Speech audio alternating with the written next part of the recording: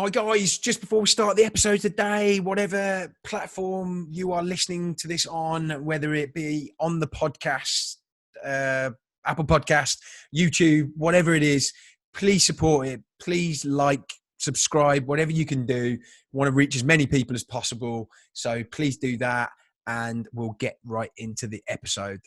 Welcome to another episode of the Chronic Comeback Podcast. In today's episode, I'm really excited to have on the show Rachel Leland, aka Resiliently Rachel.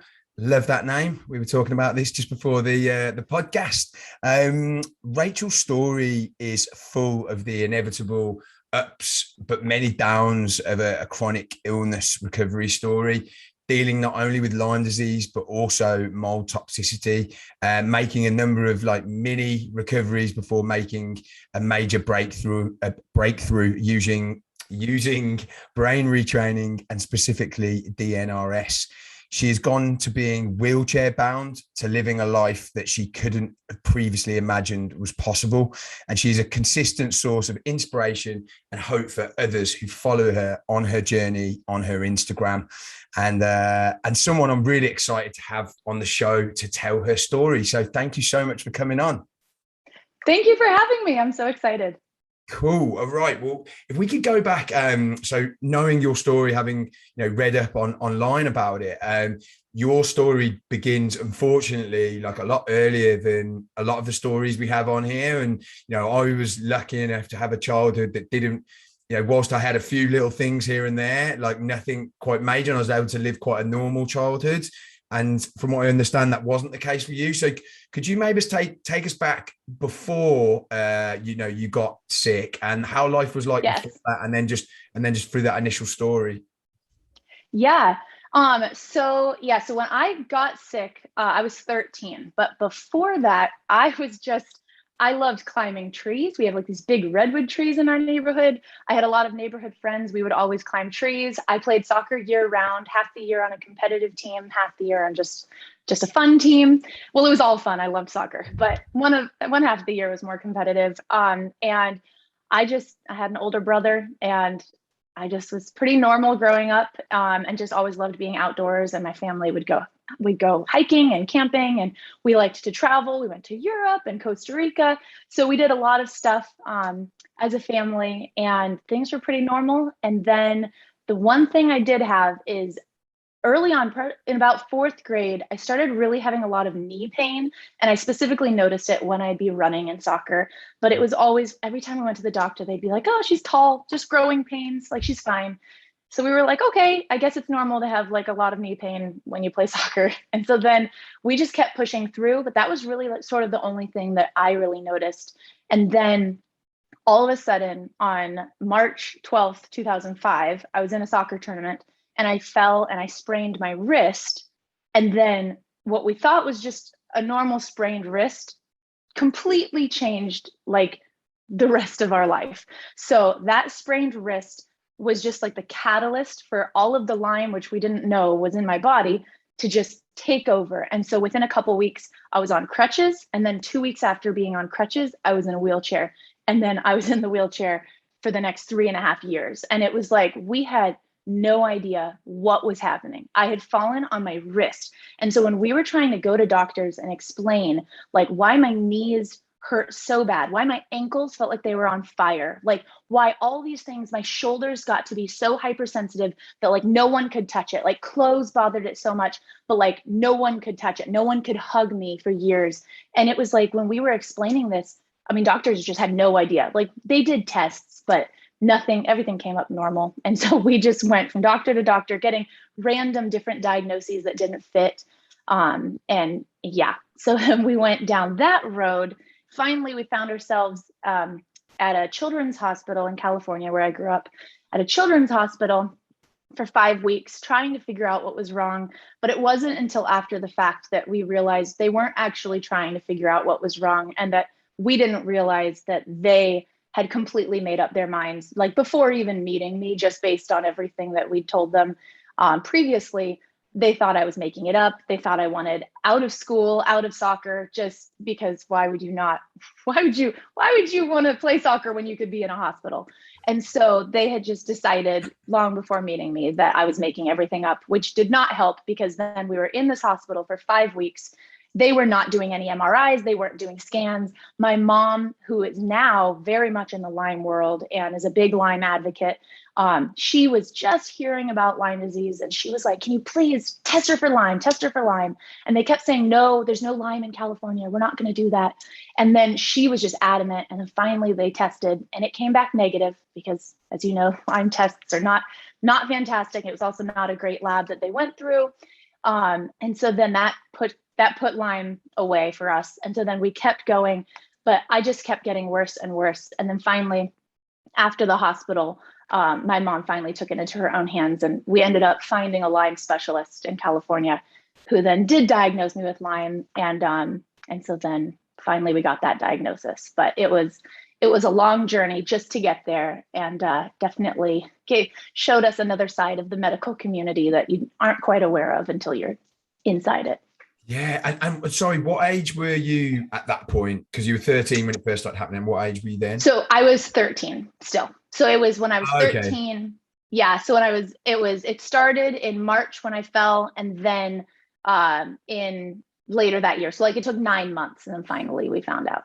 So you got the diagnosis then, and because God, 2005 was not a time when there was a lot of awareness around this kind of stuff. I imagine. No, no, there was not a lot. And like now you look online, now there's so many online support groups. There's so many people talking about it. But at the time there was no one, not a lot of people were talking about it. It was very hard for my mom to find any research and things online to point us in the right direction. And what was the thinking behind it? Just out of interest, is like that you'd been bitten or you'd been exposed years before, and your body had dealt with it enough, and it was just this one trauma that had caused it to spread. Yeah, it was like I was doing so well. I was so healthy. I'd had that knee pain for years, but it was like it was just sort of kept at bay, you know? And then so some people will have like a big Lyme relapse, you know, they get a divorce or something big happens. It's a lot of stress. And so for me, it was just this physical trauma of just hurting my wrist. All of a sudden, just everything exploded. Wow. And at 13, just, I mean, it's funny. I was speaking to my girlfriend the other day. Like, I'm noticing my nieces. They're just, as they're getting like to the teenagers, you see them starting to become like a little bit more self-aware and a little bit more like embarrassed in public. And you were getting to that age where I guess you'd already gone past that, but you're going into like early adulthood, and you know, this is the last thing you need. You know, your social life as a child, like you don't get the sympathy you probably would as an older adult. How was that for you at that age? Yeah, well, it was crazy. I had been such a social person, always going out in the world and doing things. And I mean, once I got sick, I was in the wheelchair for 3.5 years, but a large amount of that time I was like fully in bed. We had a special hospital bed because I couldn't like breathe sitting up straight or laying down flat. So I needed to be at that reclined angle. I also had a special wheelchair that had that reclined angle as well. But so I just spent most of my teens from 13 to right before my 17th birthday in bed. I dropped out of school in 8th grade. And then in 9th grade, I went back for one class, and then 10th grade, 2 classes, and started doing online classes to try to get caught up. But yeah, it was crazy. So my whole world became inside my room. And so I was very lucky that I had some core, really great friends just from my neighborhood that I had grown up with. And so they would come and meet me in my room because that's where I was in life. So that was huge for me. Yeah. And so you got, you know, you said you were in the wheelchair for 3.5 years, so you did get out of it. So I'm assuming there was some improvement there. Like how did you get to that point? So I'd been on IV antibiotics and all sorts of antibiotics and supplements and everything. We did hyperbaric oxygen chamber therapy. I mean, like everything you can imagine, we tried. And then a huge turning point for us was when we found this specialized chiropractor who worked in the C1 vertebrae.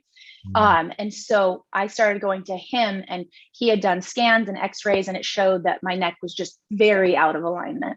And so we started working with him. And after I saw him 3 times a week for a few weeks, and after the 14th treatment, it was like a switch just turned the pain off. And it was like this constant pain that had been in my neck and my back and my knees and everywhere, that it was just like this constant thing that just never went away. It just sort of switched off. And he had said that might happen. And so that was huge. So as soon as that happened on August 8th, 2008 is when I started walking again. And so that was huge. And that's a very special day for my family, my walking anniversary day. So the chiropractic was huge in getting me out of the wheelchair and helping with my pain. And it's still a really important part of my health treatment today, is making sure I'm always in alignment. I've heard a lot about that, and because I went to see, before I went and did some stem cell treatment. They sent me to like an Atlas orthogonal. I don't know how to pronounce it, but it was all about making sure your atlas is in alignment and whatnot.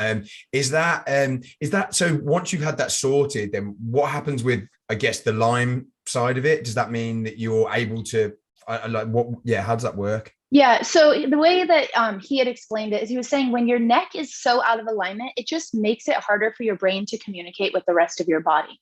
And that makes sense. It's trying to, connect up and down. And so that makes sense. But so he said, when it's out of alignment, it's harder to communicate. And so I definitely noticed, and I still notice now, that when I'm in alignment, everything just seems to work better. And then when I'm out of alignment, especially back then, I would notice my Lyme symptoms feel worse when things were out of alignment. So that's why it became really important for us to make sure that was always in alignment. And it wasn't that, the chiropractic, it didn't heal the Lyme. I still had Lyme, and I still for many years struggled. I was still on antibiotics. I was still on all the treatment, but the pain aspect was just astronomically better. Got you. Okay. So you weren't immediately just, overnight recovered. It was just that you got a quality of life back that you just hadn't had before. Yes. Yeah. So I still really struggled with weakness, and I continued to struggle for many years after that with really weakness. And, I could walk, but it was like from point A to point B. So it's like just always planning, like, how am I going to sit? Where am I going to go to so that I can have a seat? And so that was still a problem. But the pain, being stuck in a wheelchair, not being able to breathe sitting up or laying down, those all just greatly affected all aspects of our life and made it so that I couldn't easily go to school.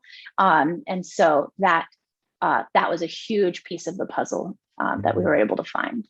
And so you were a soccer player before this. Were you able to resume any sports after this point, or what was life like? Could you take us through this next part of the story? Yeah. So at that point, no, I started doing like physical training, and we were like, I just need to get stronger. If I get stronger, then I'll be able to, walk farther. But it was like the stronger I got, it didn't seem to matter how strong I got. I still really struggled. Like I could not stand in line. Like if I could walk from one place to another, but if I was forced to just stand there, I mean, my legs would like buckle and fall. So we were like, it didn't make sense to us. We didn't understand what was going on. So we kept pushing through. Then I went to college, and I went to college in Portland, Oregon. And I love rain and I love all of that weather. So that was actually what drew me to Portland, Oregon. But unfortunately, at the college there, one of the buildings that I spent a lot of time in had black mold, which then sort of thrust us into the next chapter. And so with the black mold, all of the weakness and everything I'd already been feeling just got so much worse. And so that pretty quickly, like as soon as I went to college, my freedom, everything was amazing, but my health just tanked. And we didn't know if it was the stress or what was going on. I got into grad school at the same school, but after 4 weeks, I had to drop out of grad school because I couldn't walk. I was so weak. I was shaky, my hands I could not function.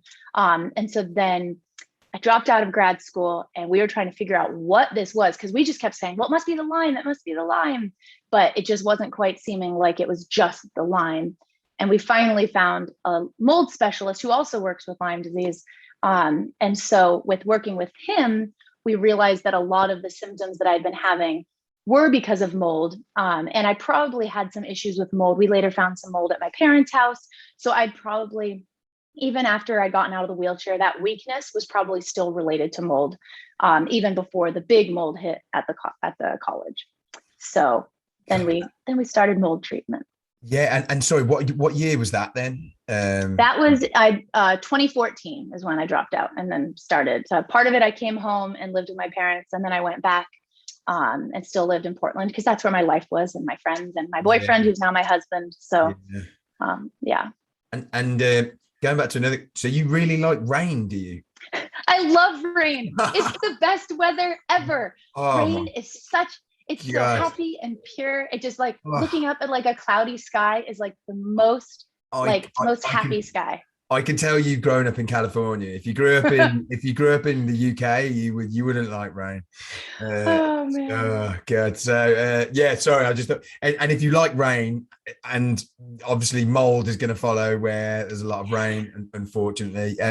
Do they think? Because I'm fascinated with this stuff because it's part of my own journey. Like Mhm. realizing that mold a massive part of what's going on with me, and I realized then that I'd probably been in moldy. I've been in old buildings like my entire life. Mhm. Some probably worse than others. Did you look back on it and realize that probably you've had a history of living in places that do have like water damage or mold like previously? Yeah, well, my mold specialist had us test my parents' house, and so we did find that that had mold. We tested where I was actually living in college, and that was actually safe. Oh, So if I'd had mold, other than like quick exposures here and there, it would have been from my parents' house, and so they had that remediated and everything. So yeah. now it's good. But yeah, so uh, it would have probably been from my parents' house, but then it just got way worse at college when there was a lot of black mold that came up. And even at that point, was your before you got to college, you were healthy enough to live a life, but you were still having health challenges, right? Yeah, I was healthy. I was doing well, other than like if you took away the problem of like really not being able to stand for long or walk for long, if you took that away, I would have said at the time, I would have said, "Oh, my health is fantastic." Now I look back and I'm like, you don't know what fantastic is." But at the time, I would have thought that that was fine. Other than just the walking, that was just the hardest part, and we just couldn't figure out what was causing me to just not be able to Yeah. to stand for a long time. Lines were just like the worst thing. I'd have someone else stand in line and I would sit and then, okay, now it's my turn. Now I'll get up and go. So it was Wow. just frustrating. And then you hit with the mold problem. Yeah. So what were your symptoms then? And could you take us through the point, from this point onwards? Yeah. So once I started having all of the issues with mold, I mean, we went to like cardiologists because I was like, my heart was being weird, and I had a really high heart rate a lot, even though I was doing nothing. I was just sitting around. So my heart was weird. And it would the biggest symptom was just the weirdest type of weakness of just like, being so shaky and so weak. It was so hard to just walk from one place to another. I was like holding onto the wall, but my arms were too weak to hold me on the wall. And it was the biggest issue was just complete fatigue and weakness. And it didn't matter how long I stayed sitting or whatever. As soon as I got up, I was just as weak. Okay. And so you said you were working with a mold specialist. Was this the person that started to treat you, and how'd that go? Yeah, so he started treating me for mold, but then he also treated the Lyme and the mold together because he's very knowledgeable about both, and a lot of the times, they kind of overlap a little bit, and so he sort of treated them together. And at this point, I had been unable to get off antibiotics. I had been on antibiotics for 10 years straight at this point, which wreaked havoc with all sorts of other issues in my gut. But I had been on antibiotics every day for 10 years because I couldn't get off of them. If I got off them, I know, if I got off them for like 24 to 48 hours, I would stop being able to walk. It was just ridiculous. And so we had tried it multiple times, but it was like the only thing that allowed me to keep going was being on antibiotics, even though we knew that they were causing problems. But as soon as I started mold treatment with the Lyme treatment, within a few months, I was able to get off antibiotics, and I haven't been back on. And that was years ago. And so that was like, it was kind of a blessing in disguise. You think the mold is not great, but then it comes on board, and then all of a sudden you're like, oh, I can get off antibiotics now that I've treated other issues, not just solely going after the Lyme. Yeah. So he treated me that he didn't follow the Shoemaker protocol exactly, but he largely followed the Shoemaker protocol for mold. So we did that. And then I slowly started getting better and better. But the one or two things stayed really bad. And it was food allergies and sensitivities, and then chemical sensitivities. And no matter what we did, no matter what diets I went on, I just lost more foods. The more clean I tried to make my house, the more I would react to chemicals outside. And so it didn't matter what we tried, those just kept getting worse, but everything else sort of got better. And with those things, because for me, when I have like a reaction to food, it then affects the rest of my symptoms a little bit. Like, so I'll feel, if my stomach's really bad, I'll feel really sluggish. My joints will feel a little bit worse. And did it have that impact? Yeah, well, and a lot of the times when I would eat stuff, I would have different reactions for different things I ate. But a lot of the times I would just feel super sick and like have so much pain, like a hard knot in my stomach, so much pain, feel so weak. So like if I ate something that I had an issue with, my arms would just feel so weak that I like couldn't do anything with them, even though I'd eaten something. But it's like my arms are too weak to now sit here and hold my phone comfortably or do anything else. So yeah, it would definitely affect a lot of things, not just like, oh, I feel kind of sick, but I'm going to go about my day. It would just really affect it to the point that you don't eat that.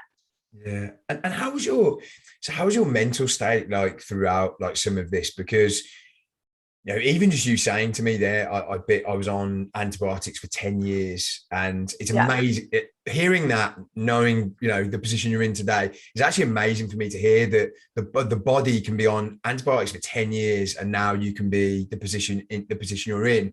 But I'm guessing you must have had thoughts like, I've had this for years. I keep coming, you know, there's various things going wrong. There's things that I hadn't even realized were an issue and now are an issue. Like, you must have had some thought, like really dark thoughts about this. You were never going to recover. Like, how did that go? Yeah.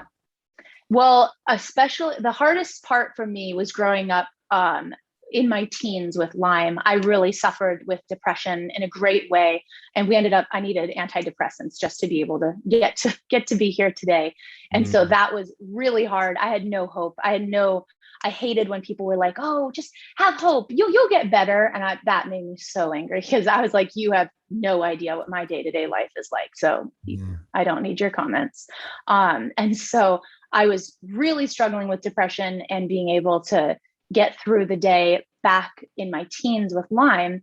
But then once I got better, it was like something really shifted once I was able to walk again and I started seeing my health improve, that mentally something shifted. And it was like, whoa, I got through a really hard thing that I actually never thought I was going to be able to get through. And so that shifted. And so that sort of stayed with me through all of my other chapters of health issues so far, that I always remember, like, I can do hard things. And that's been really important for me. And then also later on, I started realizing the importance of gratitude and being grateful for things I did have, because it's so easy when another health problem comes.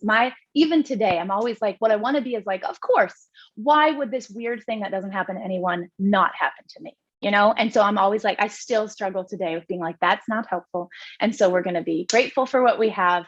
And gratitude is something that I started really doing. I kept a gratitude journal. I started doing that during my mold experience after college. And that was really helpful for me mentally, to be able to, you know, really focus on the things I do have. You know, there's a lot of good things. Even when things are so bad, there are still good things. And being able to focus on those has really helped my mental mindset.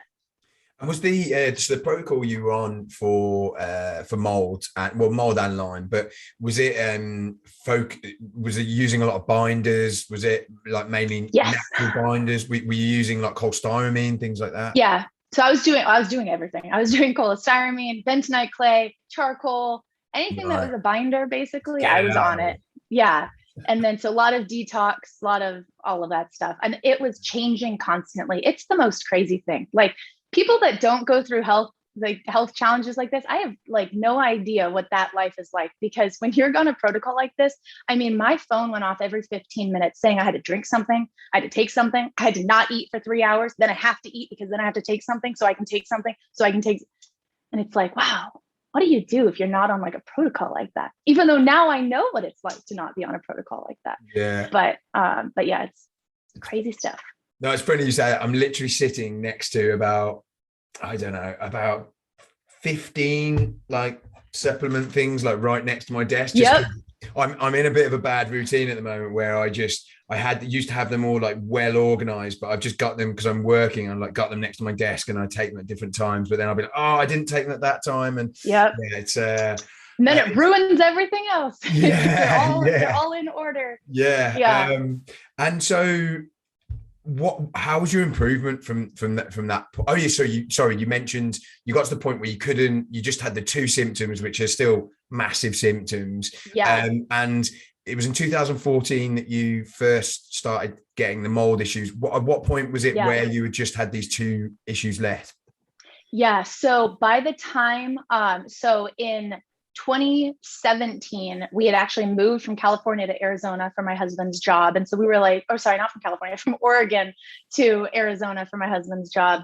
And so we were like, Arizona's a lot more dry and hot. And even though I don't like the sunshine, but we were like, if it's going to help my health, let's do it. So we moved and we're definitely out of all that mold, which was good. And so then I continued mold treatment and got to the point where it was just food and chemical sensitivities, but those became so horrible that it was controlling absolutely every aspect of my life. And I work at an elementary school where they do a lot of cleaning with harsh chemicals, and everyone uses those Clorox wipes like they're going out of style. And this was before COVID. And so they were just, I was constantly being bombarded by very harsh chemicals. And it got so bad. I would have a rash all up and down my face. My hands would burn. I would come home from work. All of my skin was like bright red. I have these pictures and it hurts just to look at them, but like bright red and cracked. And I would go to sleep every night wrapped up in ice packs because it was just burning. And then I knew I had to wake up and put myself in the situation where it was going to happen again. And so it was so demoralizing. And so then I had literally reached rock bottom. I had no idea what to do. And so then people started messaging me saying, you should look into this thing, Dynamic Neural Retraining System. Like it could really help with your food and your chemical sensitivities. And at first it took so many people for me to even look it up, because when someone was like, oh, it's like this brain retraining voodoo. And I was like, yeah, thanks. I have like a real problem. I don't need that. And so I didn't even look it up. I didn't do anything. And then finally enough people said it to me. And then finally my mold specialist said it. And so then I was like, okay, I'm going to look this thing up just to say I've looked it up. And I looked into it and I started reading the success stories or watching the success story videos. And it was like, these people are talking about my life right now. And they're saying they can get better from this thing that I have right now. And so I bought the DVDs and that started the next chapter. Yeah. And well, it's interesting you say, like, I was trying to explain the whole brain retraining thing to like some of my family, and they're just like, they're like, that seems weird. They're like, yeah. Go and take some pills. Yeah. I'm interested. I think some people like really take to brain retraining a lot easier than others. And then there are others where it's a bit like they're kicking and screaming. Which camp were you in? I took to it because I had absolutely no other option than for it to work. And so, and I remember sitting with my boss and telling her, I was like, I'm going to start this new program and it's going, because she was like, do we need to take you away from this school? And I was like, no, I'm starting a new program and it's going to work. And it had to work because I wanted to keep my job. And I do speech therapy at an elementary school and it's awesome and I love it. So it had to work for me. And so then what I started doing, because I was gone, all day, I work kind of far from home. And so I'm gone all day. And for this brain retraining program, you're supposed to do 4 15-minute sessions of brain rewiring. And I could not wait until the end of the day because I was too exhausted. And so the only thing I could do was to wake up at 4 a.m. every day and do the whole hour from 4 to 5 a.m. And I was exhausted, but it was like the only way that it was going to actually happen. And so I got a calendar. I got a sticker every day that I got my whole hour in, which was every day. I made sure of it. I made it the most important thing in my life because I was fighting to have my life back. And so I just decided that we were going to go all in so that if it didn't work, then I can say at least I tried. And I really tried. And so, yeah, so every day, 7 days a week, I woke up at 4 a.m. did my hour, went to work. And then while I was at work, I was constantly exposed to these chemicals. So I would do little mini rounds and do other things to try to distract myself, to be able to get through the day. But it ended up being the last puzzle piece that I really needed. And it helped with my my food and chemical sensitivities. And it also just helped, like, I don't even know why, but it just helped my whole physical capabilities. I can walk farther. I can go hiking. I can do all sorts of physical things. We've now been traveling. We've gone to India, Sweden, Finland. We've like gone all over. And it's not even just the food and the chemical sensitivities. Like physically, I'm able to work out and do all this stuff that I couldn't do beforehand. And so I'm just a completely different and better person for having done it. Do you think, I think the thing I struggle with when I'm looking at it is the rounds every day at the beginning of the day, like doing that, and that's just like, okay, that's done. It's a bit like doing your workout, right? It's the stopping yourself in the middle of the day and like doing like a mini round and stuff like that. That's the bit that I would find really difficult. Was that the same for you? Yeah. Well, the real hard part is it's like you don't have time when you're at work. It's not like, oh, let me just go take 15 minutes. It's like, well, I'm a speech therapist. I'm seeing kids all the time. So if I'm taking 15 minutes for myself, that's not seeing the child I'm supposed to be seeing right now. So that was hard. Sometimes at lunchtime, I would go and do something. If I really felt like, okay, today's going downhill, I need to stop this right now. Sometimes at my lunch, I would just go out to my car in the parking lot so I could be away from everybody else, not worrying someone's going to walk in my office and see me, doing my rounds. And so I would go out to my car at times and do that. But what worked the best for me was finding different like brain distraction tools. So like coming up with a letter and then like rapidly naming all the things that start with L or whatever letter, or like going through the alphabet. Like sometimes I would turn my light off so people didn't think I was there. I would shut the door and lock it. And then I would go through the alphabet and be like, I am amazing. I am beautiful. I am caring. And that would go all the way to Z. And it's amazing how when you're like focusing on what's the next letter going to be, what's the next letter, it's like, you really can't think about anything else. And I would realize that like my like symptoms that were coming up would really go a lot lower when I would do that. So I still do that to this day. If something happens, I'm like, oh, let's do the alphabet. So I like that one. And do you think, so people listen to this who are like, let's say, are dealing with Lyme, mold, and they hadn't made the progression that you had already made up until that point.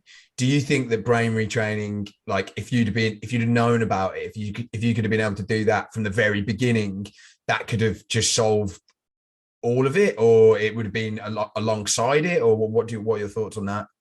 Yeah, it's so hard because people ask me this all the time and I'm like, I don't know because I can't go back and see that. Yeah. But what I do know is that I would never have done this brain retraining program years ago. Like I would have just thought it was ridiculous. I wouldn't even have tried it. In my teens, I didn't even want to go gluten-free. I thought that was ridiculous that I was being told to go gluten-free. Like that was taking too much of my freedom. And so I would never have done this. But if I could have told my younger self to have done this, I know that mentally I would have been in such a better place. Like, I don't know what it would have done for my Lyme symptoms and all the mold because I did so much detoxing and so many things. So I can't even begin to know what it would have done without that. I know there are people who do it and they have, great success and they didn't do all the treatment I did. So I think that's awesome. But I think the biggest thing it would have helped for me is just my mental state and being able to view things differently. Like, not be so negative and view the positives more. And how, out of interest, because I'm trying to work a lot on my sleep at the moment, and I'm making a lot of headway actually. And previously I used to find it really difficult to get to sleep, but now I'm actually falling asleep very quickly. But it's the staying asleep and having that kind of solid sleep throughout. And I think a lot of that is because I'm in this fight or flight mode and my nervous system's on edge. And so if I was in, doing the brain retraining stuff, that stuff calms it down and I think I'd have deeper sleep. Did you ever have issues with sleep? And if so, did it help? Yeah, well, I used to have massive issues back in my teens. I would only sleep for like 3 to 4 hours a night. And I was on all sorts of sleeping meds and they did not work for the most part. So I used to massively have issues with that.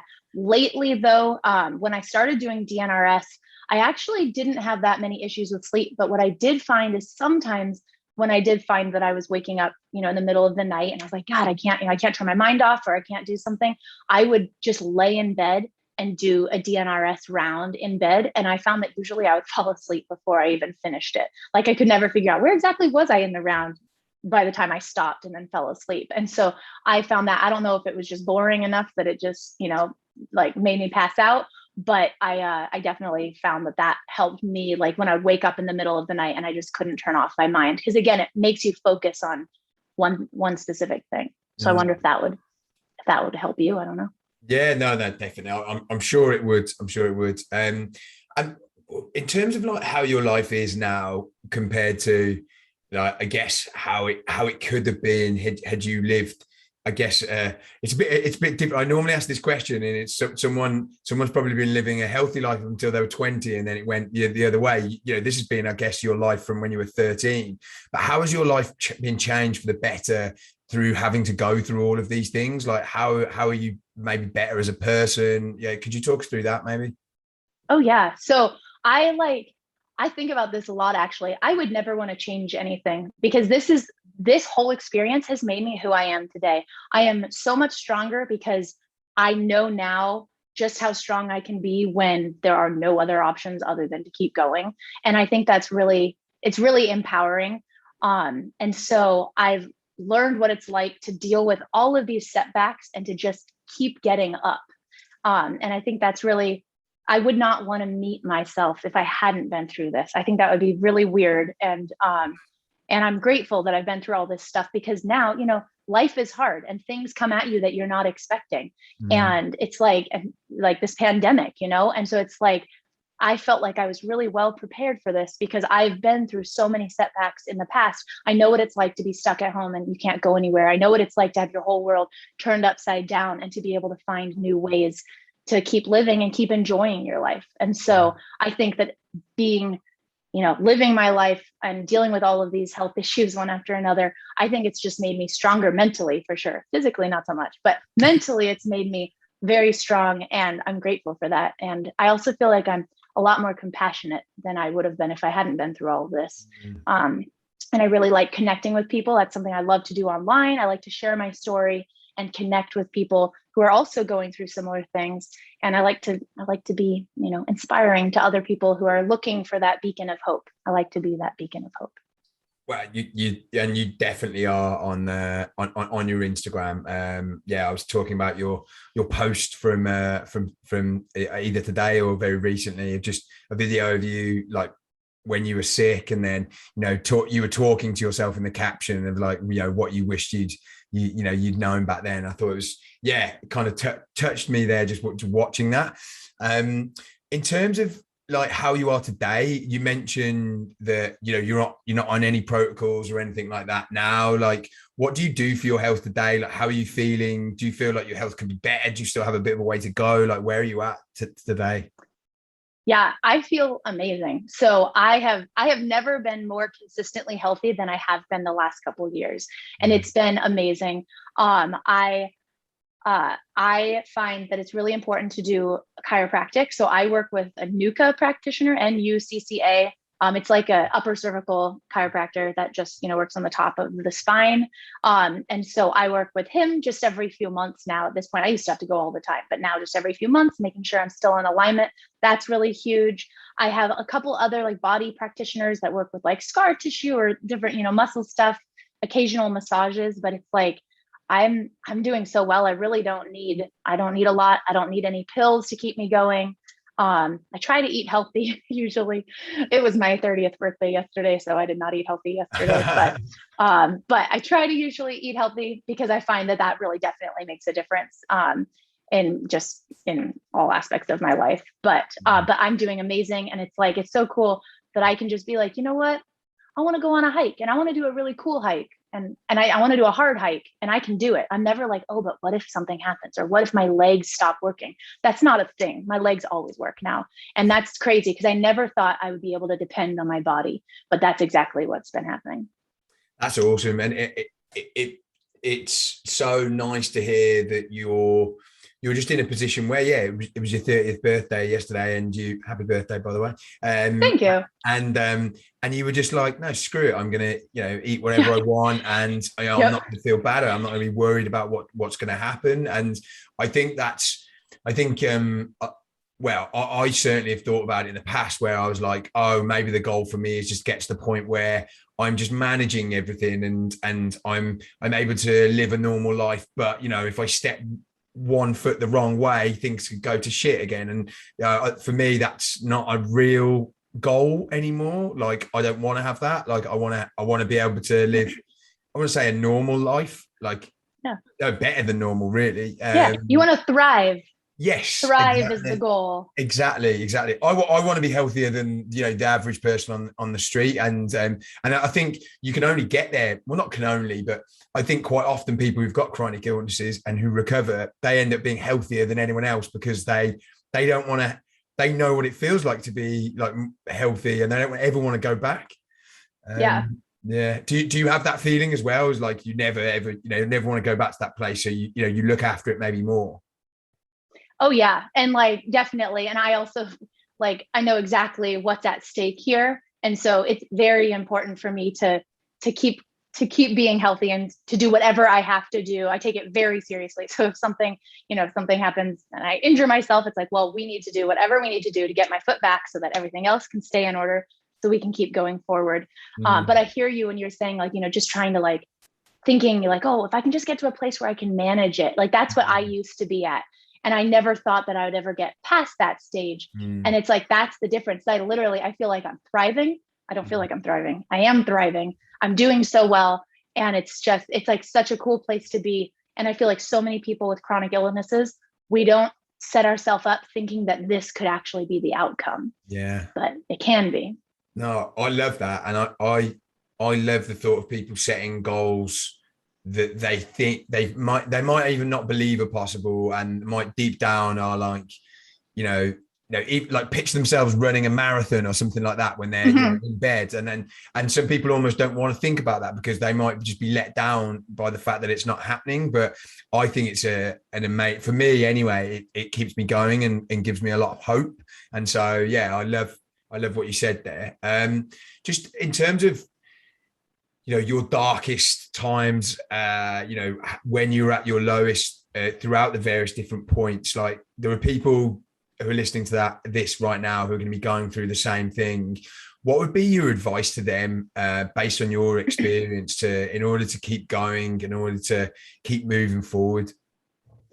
My advice would be to find something that you can do in this moment that brings you joy. For me, it was filming and editing videos, as we were talking about earlier before this, that I love documenting my experience. And so I have videos of me from a long time ago when I first got sick, and I loved filming my life and making videos. It brought me so much joy. I could do it laying in my hospital bed.